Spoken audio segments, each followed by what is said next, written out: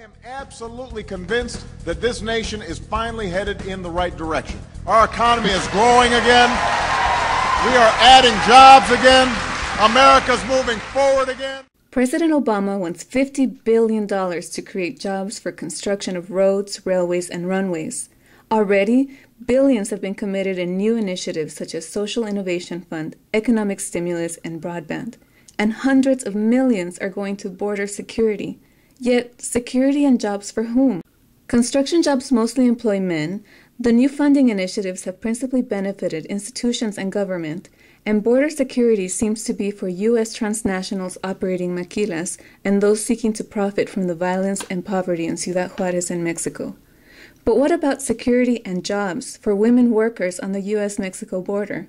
Why invest in infrastructure benefiting transnational corporations and not in community-led development?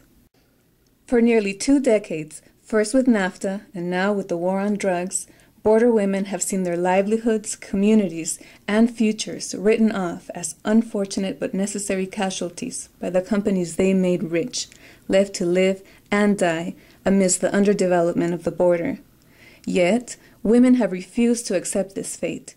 Organized, fierce, and resilient, they're pursuing their own version of security and employment. La Mujer Obrera in El Paso is one example. Through their daycare, restaurant, festival marketplace, museum, media center, and adult education programs, the women are creating genuine border security, real economic development.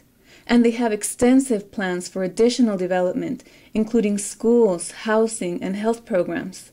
Like La Mujer Obrera, there are other low-income women on the border who have the vision and drive needed to create spaces where cultural arts and grassroots microenterprises can flourish, restoring economy, pride, and dignity in their neighborhoods.